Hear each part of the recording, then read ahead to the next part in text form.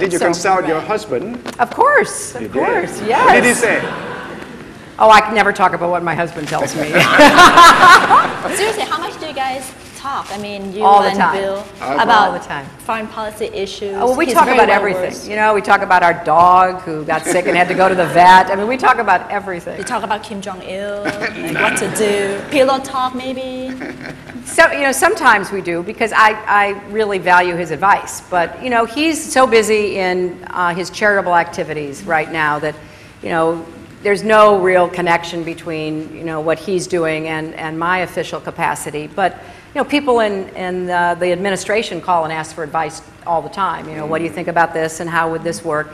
So he's always ready to offer whatever constructive advice he can. But he's very happy doing what he's doing on behalf of his project on HIV/AIDS and his project on climate change and this wonderful initiative he started to bring people together to do charitable good works called the Clinton Global Initiative. So he has his hands full. So I talked to him about what he's doing as well. We'll now take one more question from the floor. So we have another question for you, and this questions come from this gentleman right here, who is one of Thailand's most well-known actor and TV host. Could you please introduce yourself, please? Well, I'm flattered. Good morning, Madam Secretary. Sawadee krap. My name is Paul.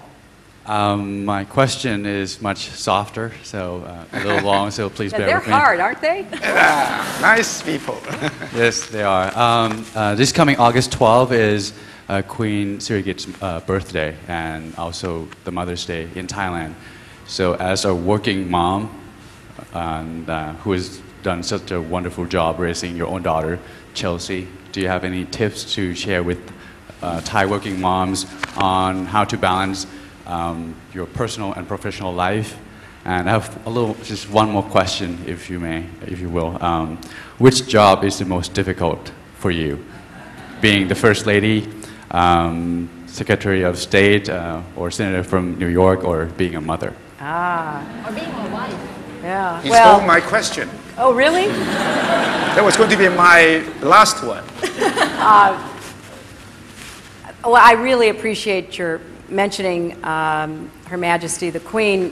When my husband and I came on our state visit when he was president, we had a wonderful time with them. We stayed at the palace. We really appreciated the gracious hospitality, and Her Majesty the Queen talked to me a lot about the projects that she champions on behalf of women and children. So I extend to her a very happy birthday and happy Mother's Day, and to all the mothers of Thailand. I think being a mother is the hardest job. I really do, and I only had one child, so those who have many children, I don't know how they manage it, but it is a very big issue in the minds of a lot of young women and men today.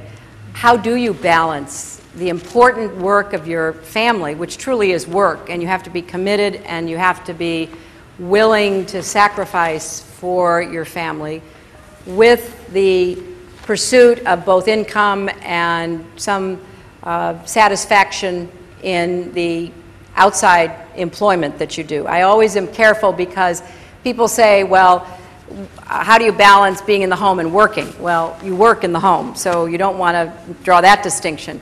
What you want to think about is how at different stages of your life you try to balance that. And the most important thing for any working mother is a very supported working father, a father who understands that he has responsibilities as well, and that there's a team, a partnership in the family.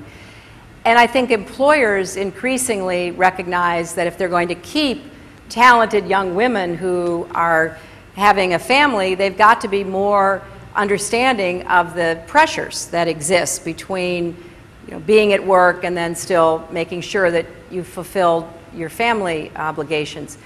There's no one answer, and it really does vary from person to person. And I've seen successful models and unsuccessful models in every kind of setting.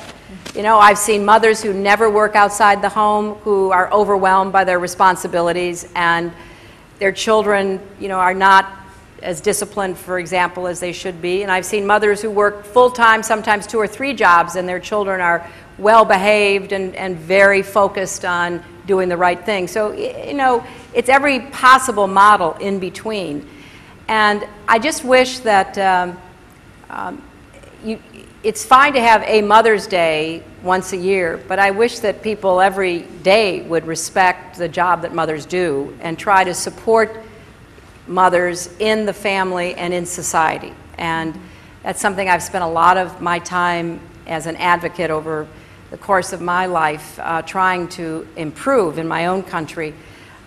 But at the end of the day, you know, being a First Lady is a great experience and it lasted for 8 years. Being a Senator from New York is a great experience and it lasted for 8 years.